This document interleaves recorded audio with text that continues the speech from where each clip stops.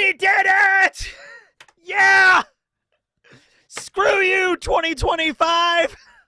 I don't even know how many devil fruit videos I discussed this year. All I know is, like, back in January, I was like, I'm gonna try to get through every single devil fruit I haven't discussed through the rest of this year. It was some bumpy spots. I didn't know if I was gonna be able to do it in the end, but here we are, December 31st, 9:47 a.m. Eastern Standard Time, 2025 AD, and it's the last named devil fruit in the story. I know there's going to be more after this. I'll make those videos as they happen, you know? You got Loki's fruit, you got Ragnir's squirrel fruit, or maybe the squirrel's Ragnir fruit. We don't see, that's my point. We don't even know how that works yet, all right? So we'll get to that when we get to that. But I'm so happy. I can't believe I managed to pull it off. Thank you, everybody, for your continued support. Oh, my God. All right. How's about we get this done? How about we do it? All right. Remo Shifu Killingham can turn into a Kirin. It's a mythical dragon that can summon nightmare demons. All right, we're done. Woohoo! Yeah, let's go. Woohoo! All right. Okay. All right. No, it's fine. We made it all the way to the end. We might as well actually, like, talk about Killingham's ability, because it is a really broken ability. Like, all right, I'm going to throw this out there at you. Do you think Killingham has the most broken mythical zone in the story? Even including Luffy in the process. Like, okay? Because there's a few others. Like, Luffy and Marco's are really, really good mythical zones. I don't think Sengoku's really belongs in the running. I mean, maybe he could do some cooler shit, but all so far we've seen is just Buddha Shockwave. You know, that's pretty much all that we've got there. You know, Orochi and Yamato have pretty cool Zoans. You know, nothing to say anything bad about them, really. I mean, like, Orochi's a horrible character. His Zoan was kind of cool, right? The extra lives is nice. But let's look through what Killingham can do. All right, so Killingham has the Ryu no Mi model Kirin. Spelled with a Q in Chinese and spelled with a K in Japanese. So I guess I'll be using the K for the thumbnail because, you know, Killingham is written in Japanese here. All right, so he is the only character that has a Ryu no Mi that is not a dinosaur. He's not a dinosaur. I mean, it was thought for a while that Kirins were like single-horned animals, and in the West they were often translated as unicorns, and there were also thought to be giraffes, which is why the Japanese and Chinese name for giraffe also ties back to Kirin in some way. There's this story during the Ming Dynasty about a dude that brings a giraffe all the way from Africa all the way into China, and people thought it was a Kirin. People thought it was this mythical creature because, like, there are animals, right, like rhinos and giraffes and lions and elephants. I guess elephants also live in Southeast Asia, but certainly there's only one place in the world giraffes live, and that's Africa, right? There's no Chinese giraffe species or anything like that. So they bring a giraffe in, and they're just like, holy shit! Look how big its neck is. It has to be a mythical Kirin. There's the only blah, blah, blah, blah, everything else it could be, right? Okay. So, yeah, that's interesting. Now, why is he a dragon, though? Why is he a dragon? Okay. So, the Kirin, as you can see here, don't really resemble dragons all too much. They got legs, you know, and hooves. They are always depicted as hooved animals, no matter what, okay? They're basically chimeras with the head of a dragon and antlers, sometimes one antler, which hence the unicorn comparison, and a lot of other times, actually most often than not, they're depicted with two antlers. So, you know, sometimes it's just that, like, oh yeah, a horned cloven creature must be a unicorn, right? So yeah, head is a dragon. Rest of the body is usually ox or goat or horse or something of that nature. So honestly, looking at the animal more closely, I'm kind of even more dubious on why it is called the Ryu no Mi model Kirin. Like, if it was the ox fruit model Kirin, or even the horse fruit model Kirin, I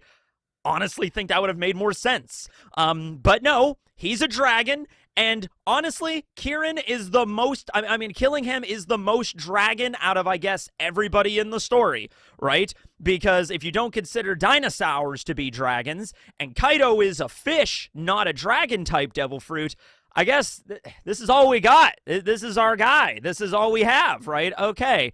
But anyway, yeah, this is Killingham in his hybrid form. Full animal form? Yeah, let's talk about that because that's a little bit screwy. So we've yet to see Killingham in his normal human form. All right, let's start there. When he's first introduced, he has the body of a human, 2 legs, 2 arms, he stands upright, but his head is very elongated and is kind of derpy looking, and that's it.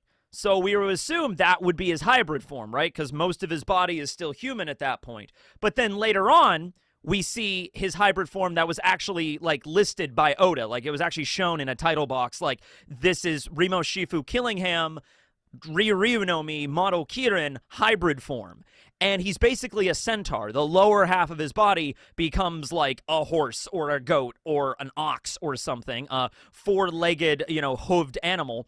And his upper half is his human form, which we finally get to see. And oh my God, he's hot! Damn it, Oda, why is he hot? Anyway, that's his hybrid form, confirmed. So, is this his animal form? That doesn't make any sense. So, I'm thinking Killingham is on the drugs, ladies and gentlemen. Don't do drugs, okay? Yeah, you don't want to be doing rumble balls, Chopper. All right, rumble balls, they aren't good for you, man. You get addicted to them, okay? Yeah, so we know Chopper takes the rumble balls in order to modify his devil fruit forms. Black Maria did something similar, where her hybrid form of her Rosamagalia Gravigelli has a very different layout and things like than other hybrids. In fact, Oda actually drew what Black Maria's actual hybrid would look like her face would also turn spider-like, but she didn't like that very much. So she started developing drugs in order to modify that form. I think Killingham has to be doing the same thing, or since Chopper or Black Maria are not mythical zones, and Killingham is, it's very possible that just being a mythical zone allows you to maybe have a little bit more leeway with modifying your devil fruit forms, because I don't think the form that we originally see Killingham in, the one where he shows up with the long neck, I don't think that's his full animal form. It doesn't make any sense. We know that's not his full human form because that's not what he looks like, and we've already seen his hybrid, so he must have like other forms or at least partial transformations he can go into, right? Which means we've yet to see what a full Kirin Killingham would actually look like, right? But it would look like this, kind of like a hooved horse-esque creature with a dragon for a head. Usually they're depicted as shining gold, which in the official color spread, I think we do know the color scheme for Killingham now. I think he was on the last Tankobon that got released. He is yellow, so he's a golden-colored Kirin, so that does line up with that. Other times throughout history, they're depicted as more like rainbow-colored, but Killingham and the original are more golden, okay? So the ability that you get being a Kirin, you are a dream manipulation human. You basically have the ability to manifest dreams and nightmares and night terrors into the physical plane via things called nightmare holes or nightmare fissures. Oh, hey, I think I might have one of those too. Everybody stay away. Stay away from the hole. That is the same hole that Kaido and Big Mom fell down. It's still there. Luffy usually contains it from that really cool Luffy rug that I bought from Bartolomeo for a quick only 500,000 berries. It was pretty cheap. But anyway, yeah. There's a nightmare fissure right there in my studio. Okay, where my greatest fear, giant wasps will probably emerge. Not even giant wasps. They could just be ordinary-sized wasps, but just, like, a lot of them. Okay, so anyway, he summons these nightmare fissures, and then anybody around him that is actively dreaming, he can then draw out their greatest fears from those dreams, manifest them, and then they literally crawl out of the nightmare fissures and do his bidding. There are a couple of caveats to that, but any caveat or negative that you can really think of this isn't really that big of a deal for Killingham, okay? So for one thing, well, the people have to be asleep in order for him to use his powers, so that's a weakness. Nope, he can put you to sleep. He has the power. He could just use hypnosis to just knock you out and then draw out your nightmare creatures. Oh, okay, that's That's crazy. All right. Well, he can't control them though. They just rampage like crazy. No, he can control them. There is something that is stated that if he leaves the nightmare creatures out for long enough, and we have no idea how long this is, since they are beings manifested of pure malice and fear, they will eventually just start rampaging and killing each other. Like they'll just start wiping each other out. But that hasn't happened yet. And that might be set up for later on how maybe we'll get rid of them. And this is something that Killingham doesn't really have much control over, because he even went to Emu and explained, like, oh, great one. If we leave out my nightmare creatures for too long, then, you know, this is going to be a problem. But it hasn't happened yet. We don't know how long, if it's hours or days or however, you know, that rule works. But there is an upper time limit to it. But it's kind of irrelevant, because I think Killingham could probably just, we haven't seen this yet, but I'm assuming Killingham could just snap his fingers or blow his mighty dream horn, and he could probably, like, rescind them. He could probably, like, you know, allow them to evaporate back into nothingness if he so desired. I don't know if he, you know, once they are summoned in the more material plane, they stick around until they die or they vanish or they go insane. I'm pretty sure he can banish them back whenever he wants, right? Even if the target wakes up, they still stick around, and on top of that, they can't die. Yeah, like we had a bunch of nightmare creatures attacking the giant warrior pirates. They hacked a bunch of them down, and Killingham's like, dude, these are dream monsters. They are not governed by, like, biology, or, like, you can slice off their heads or stab them in the heart or hack them up to pieces. You know, I could just blow the horn. Oh, hold on a second. I have a... you know, blow the horn, and then they just come right back, you know, and while manifesting more and more. All right, it doesn't even have to be necessarily dream monsters. They are called MMAs or Mumas. UMAs, if you've ever seen Undead Unluck, is kind of a comparison there. Unidentified mysterious animal. It's the Japanese colloquial term for cryptids, essentially. So could Killingham manifest Bigfoot? And Mothman, my favorite cryptid, Mothman. We could have Mothman. That'd be great. I would love to have this devil fruit, right?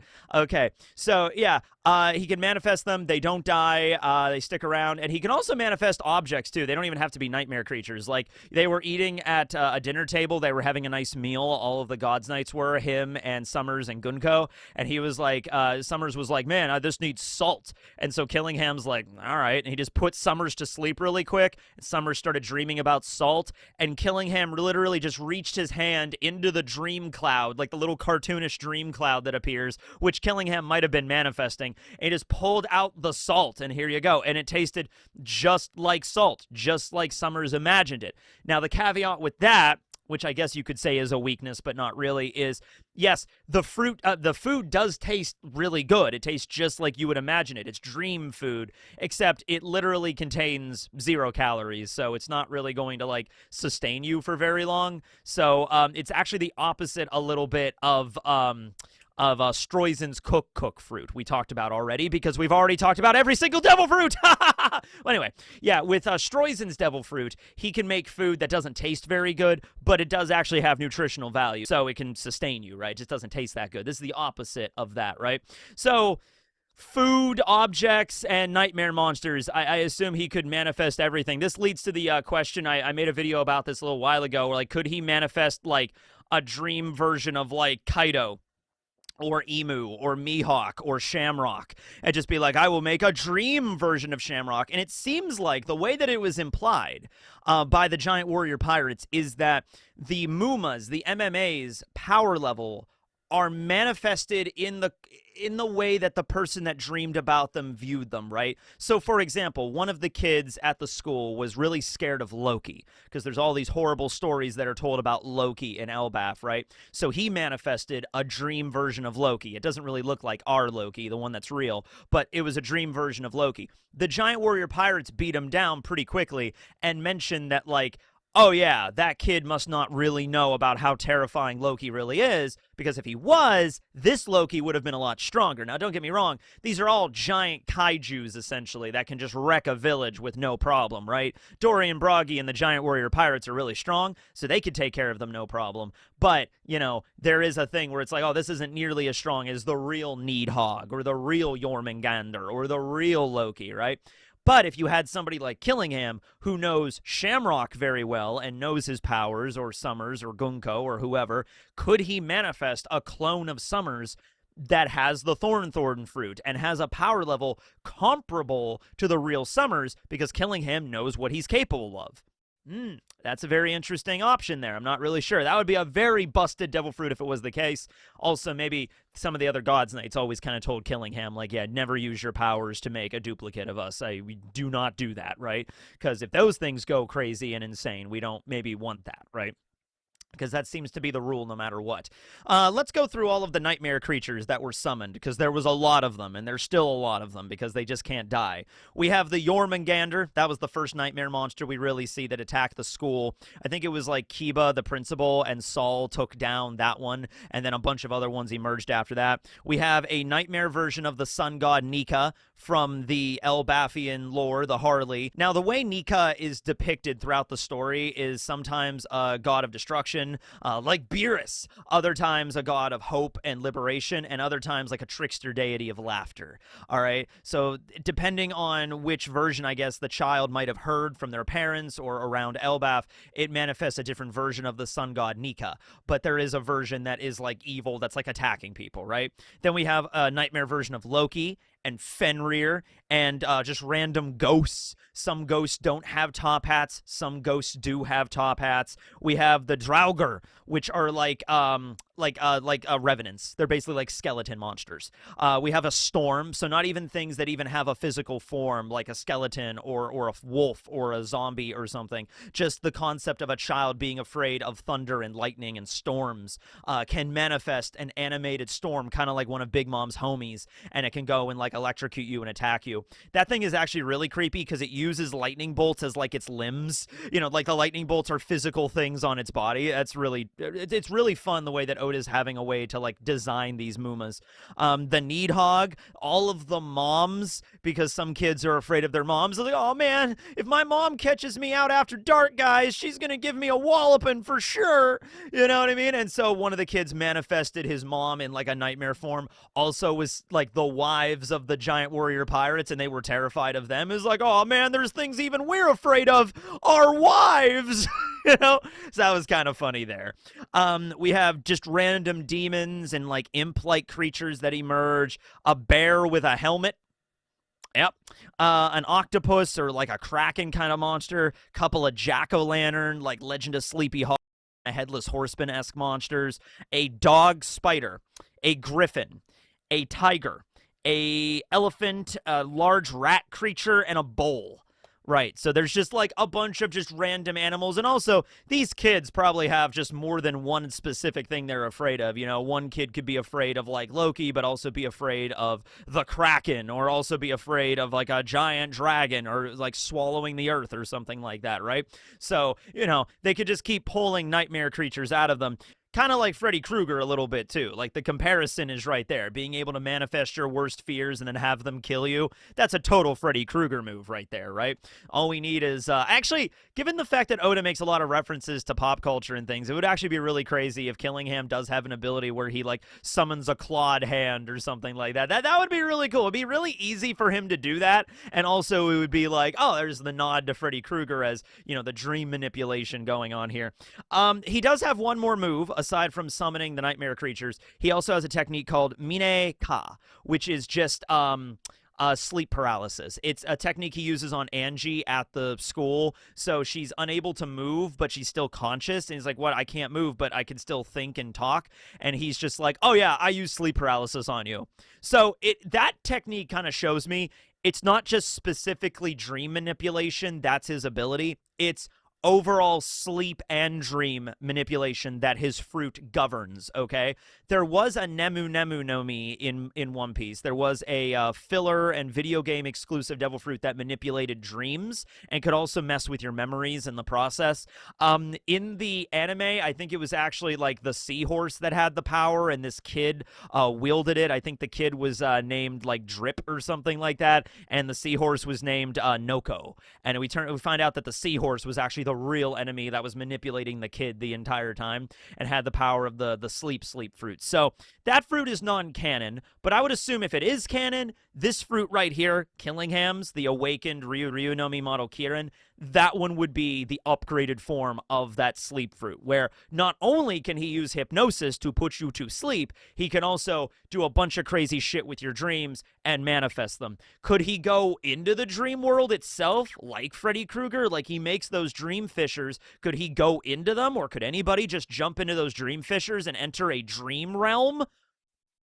I don't know, but that's really cool if he could, right? Like, I need you to understand, like, yeah, Luffy's Devil Fruit is probably the stronger because, you know, he's the main character and he's, you know, Sun God Nika, and he could do all the wacky cartoon Toon Force shit with Gear 5th.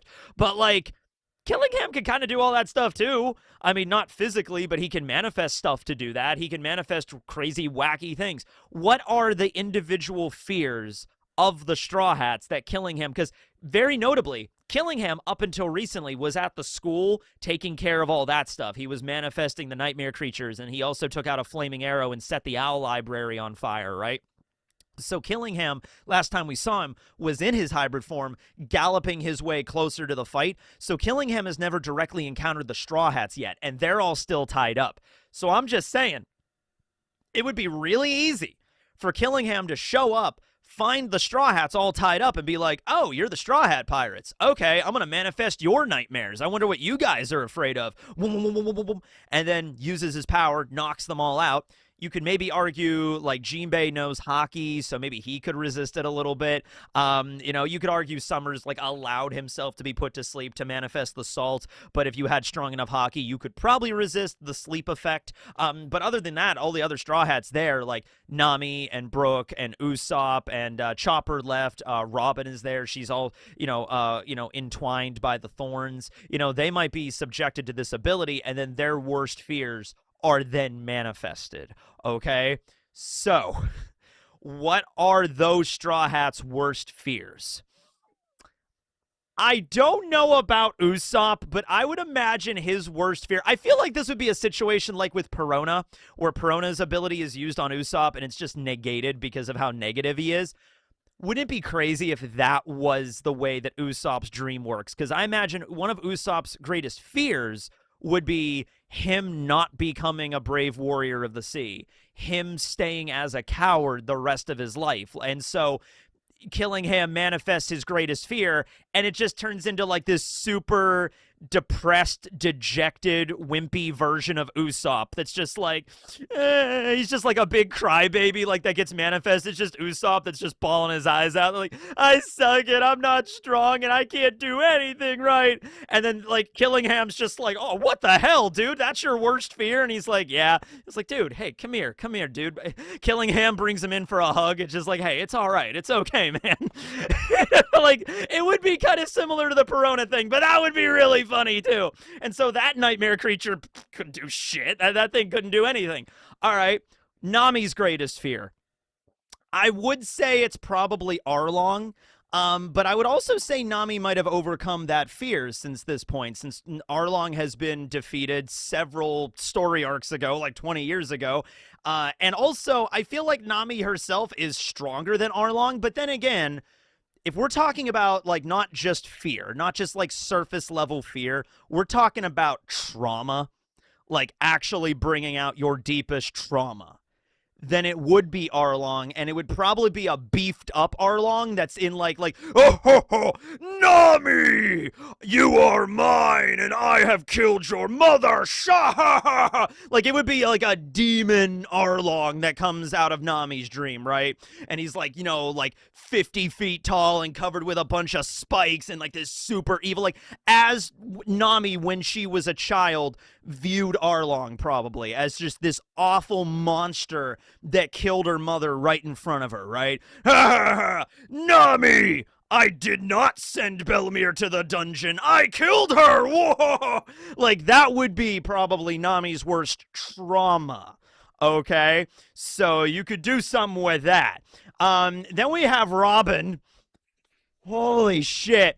Robin's is just a buster call. It doesn't have to be a physical creature, right? It doesn't have to be one, like, individual creature, like a dragon. It could be an effect. And in the case with Robin, her worst nightmare was the disaster at O'Hara and her mother dying and Saul dying. And so what if she just manifests a buster call just right there, which might actually end up helping them all out, because if there is a nightmare, what if there's a nightmare so powerful that Killingham himself couldn't control? He couldn't understand the scale of it.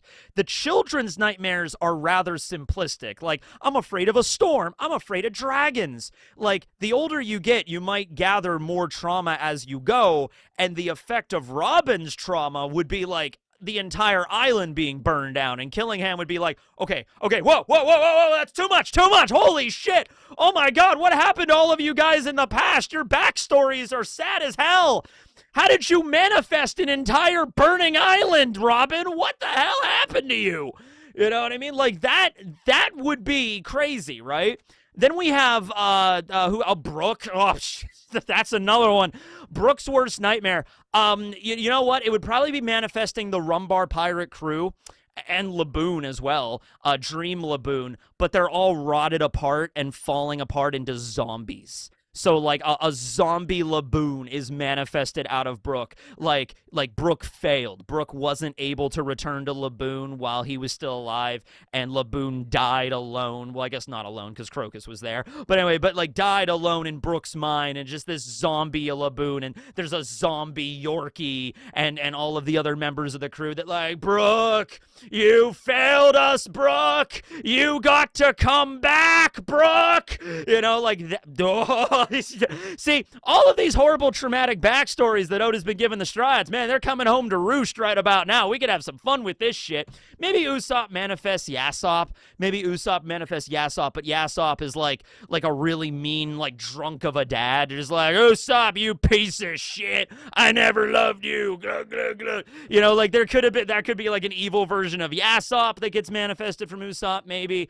Then we have Jinbei, if he is affected by this, because, like he said, he has hockey. He might have the one Straw Hat that might be able to resist it the most. That's right here, because Zoro and Sanji and Luffy are not present at the moment. Chopper's down in the primordial realm. But when it comes to Jinbei, you could have, like, an evil version of, like, once again, you could have Arlong, or you could have Hody Jones, or you could, ooh, wait a minute,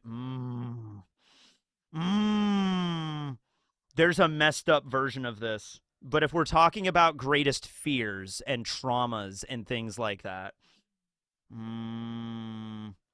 see, the thing is with Jinbei, this is what I mean. Like, if you're targeting the Straw Hats here, their dreams and nightmares and fears are going to be way more complex than just the kids. All right, okay. So Jinbei, remember, in his backstory, was not somebody that was like, I love humans and I can't wait until we all get along. No, he wasn't as far gone as, like, Arlong was. But he didn't agree with Otohime necessarily. He worked in Neptune's army, but he wasn't, like, agreeing with her. Okay? Like, that's not how that was happening, right? And in fact, when they were part of the Sun Pirates, there were even moments where Jinbei was kind of like, those damn humans, you know, kind of shit, especially after Tiger died, right? So you could do a messed up thing with this where you manifest a bunch of, like, evil, vengeful humans like the Tenryubito and things, or you can manifest, like, Fisher Tiger and Arlong and Otohime, but they're manifested with chains around their necks and like they were slaves or something. Like, all the fishmen, Aladdin, all of his friends, all of his crewmates become slaves under the Tenryubito, and that is his greatest fear. And it is something similar to Brook, where it's like, Jinbei, you failed us, and Jinbei's like, oh no, you know, or maybe all the Straw Hats are dead or something like that, like, or just the Celestial Dragons in general are manifested, you know, but the way that, like, Jinbei views them, or viewed them when he was a kid, or with the stories he was told about these monsters that enslave fishmen, right? You could do a lot of trauma with Jinbei. You really could, okay? But yeah, those are the Straw Hats ones. So Killingham's heading that way, so we could have at least some of that, right? Like, we could have some of that shit go down. Sanji's greatest fear might be Judge, or like an evil version of Judge, an eviler version of Judge. Zoro's greatest fear is, I don't know what Zoro's greatest fear is, like Luffy dying. So we would have lots of, like, zombie Straw Hats, I guess, you know, or a zombie Kuina. And then Luffy's greatest fear, I think would be, like, you know what? I think Luffy's greatest fear would be he takes the appearance that Oda drew of him in the the future that went bad, where Luffy just becomes this decrepit old man. He's lost the straw hat. He's given up on adventure, and he's like, it's like the ghost of Christmas yet to come or some shit. It's just like, I will be what you will become, you know. And Luffy's like, oh no, you know, like the dream is dead. That would be his greatest fear. All right, that he fails. And then also all the bunch of zombie straw hats. We could do zombie straw hats. I kind of just want zombie straw hats to exist at this point because it sounds metal as fuck. All right. But anyway, yeah, those are the abilities he's got to summon Mumas. And where's that's going to happen from here, we don't really know. And what's his full Animal Zoan form look like? I guess we'll just have to wait to see. And some other stuff he can do. And he can also do sleep paralysis. Okay, cool. And he's awakened. He's awakened. So he has the ribbon. He's a God's Knight. He's awakened. So I'm assuming maybe it's the contract. Maybe that gives him the ability to have better control over everything. I'm not really sure. But I think that's it. I think we're done. Is that it? I was expecting fireworks. I was expecting. Can we do a firework effect? It's not a really good effect, but can we? Oh, there we go. There we go. See, fireworks. Yeah, wow, fireworks. Hey, everybody, let's go watch the fireworks together. Yeah, wow, look at all those fireworks. Wow, look at that one, and that one, and that one, and that one, and that one. Oh my God, wow. Yeah, I'm so glad I was able to spend this New Year's Eve with you all, man. That's incredible. Okay, well. That's that. Do not worry if you're sad that there's going to be no more Devil Fruit discussions, because coming up in 2026, I'm sure Oda's going to reveal some brand new Zoans and brand new Paramecias and brand new Logias maybe even, and we'll learn more about those as we go about it. But for right now, on the channel, on the playlist, I'll leave the playlist at the end of this video, I have discussed every single Devil Fruit in one way, shape, or form. It's finally complete. The Devil Fruit Encyclopedia as it currently exists. Well, anyway, I will see you tomorrow on New Year's Day. I'm going to try to get that Mihawk wine video out. I got to go be a bartender tonight, so that's going to be fun at a friend's New Year's Eve party. I always end up being the bartender in the corner, but it's fun. I get to dress up in a vest and a bow tie and, you know, like be fancy, so that's cool. All right, then. Well, Happy New Year's. Happy New Yar. This will be Teching 101 signing out for the last time in 2025. Hopefully 2026 will be better. My hopes aren't high, but let's see what happens. Later, everybody.